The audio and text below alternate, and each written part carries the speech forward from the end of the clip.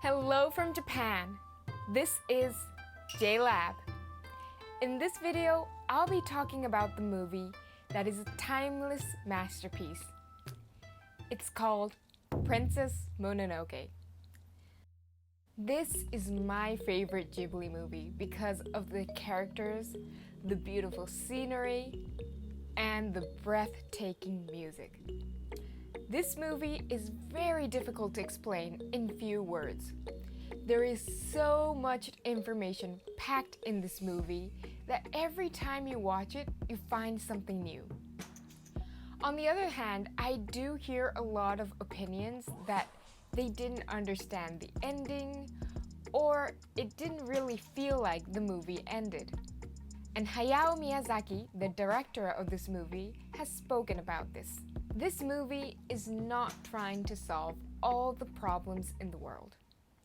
There is no happy ending in a fighting between humans and disturbed gods. However, even in a time of hate and murder, there is still a lot of things that are worth living for. There are still things in life that are beautiful and wonderful, is what he states. So here, I'll explain the messages that Princess Mononoke tries to get through. In part 1, I'll talk about Ashitaka's deep troubles. Part 2, the two women Ashitaka has a relationship with. Part 3, Eboshi's past and the secrets of Irontown. Part 4, the relation between San and Eboshi. Part 5, why Moro actually doesn't hate humans. Part 6, how Totoro plays a part in Princess Mononoke. Part 3 and Part 6 will be on our website, so find the link in the description. This video will be about the first one, Ashitaka's deep troubles. So have you ever wondered why the title is called Princess Mononoke, but the main character is Ashitaka and not San? Originally, Hayao Miyazaki wanted to name the movie Ashitaka Sekki, The Legends of Ashitaka. Sekki is a word that Hayao Miyazaki made up and doesn't exist in Japanese. A story that has been passed down but is not written down in history. The story hidden in grass. A story about a young man who lived in a remote region. How brave and majestic Ashitaka was. No matter how harsh his life became, he loved the people and the forest. How clear and unclouded his eyes were. Patient people living in hardship always spoke about Ashitaka to be like him and to live like him. This is how Hayao Miyazaki puts it. Princess Mononoke, the movie, is only one part of Ashitaka legend. This is portrayed in the very first scene in Princess Mononoke. When the title is revealed, there are markings in the background. These markings show that Ashitaka became a legend. I will explain about the markings in part 2. The two women Ashitaka has a relationship with. As we all know, Ashitaka has troubles that he cannot tell anyone. Yes, his curse. At the very beginning of the story, there is a monster called Tatarigami, the cursing god. In the dubbed version, they're called demons. They try to attack the village. When Ashitaka kills the demon to protect the village, he gets a curse on his right arm. Finding out that the curse will kill him, Ashitaka travels to the east, where the demon came from, to investigate what happened to it and to lift the curse. Ashitaka takes the advice of Hisama, who is the priestess of the village. She tells him to leave the village and travel to the west. But in this time period, being told this was the same thing as getting banished from the village.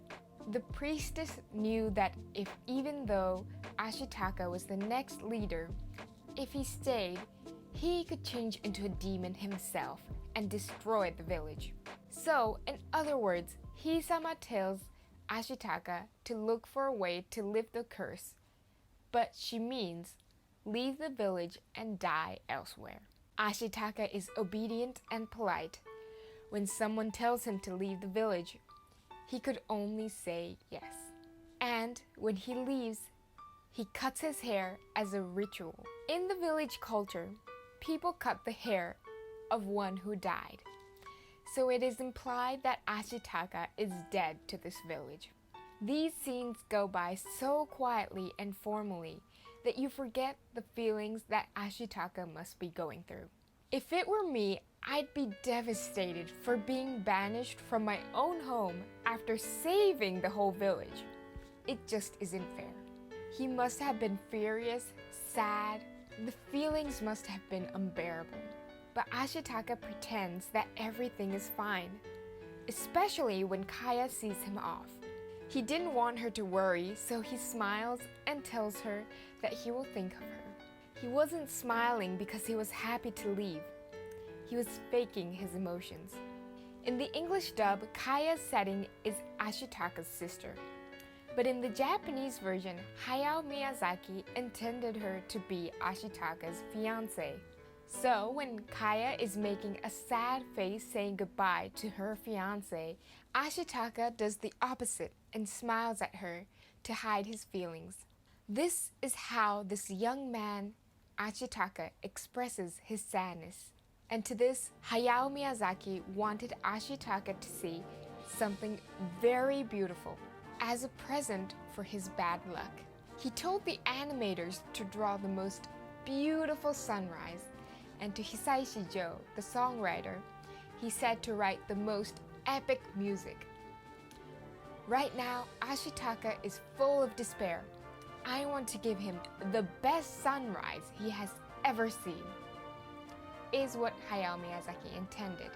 He wanted this because no matter how depressed Ashitaka is, he will not show it to other people. That is why Hayao Miyazaki wanted to show the young man who is at his lowest point that the world is still beautiful and there is so much to live for.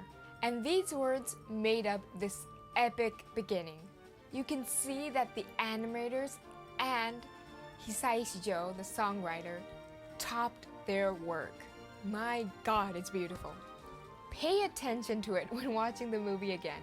The scene where Ashitaka leaves the village and the sun begins to rise is so epic and memorable.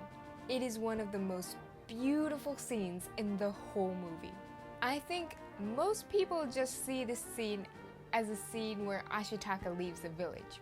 Some people might even think that Ashitaka looks a little happy leaving or find this scene upbeat.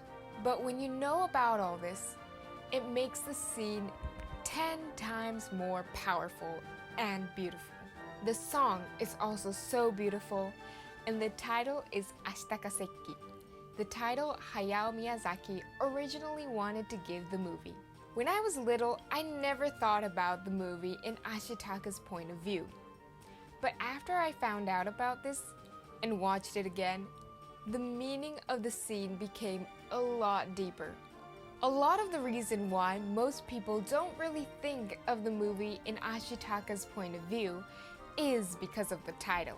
When the title was Ashitaka Sekki, The Legends of Ashitaka, it was clear that the movie was in Ashitaka's point of view. But because the movie is called Princess Mononoke, a lot of people think the movie is about Sun even before watching the movie. And by making the title Princess Mononoke, it sounds more like a romance movie than a legend.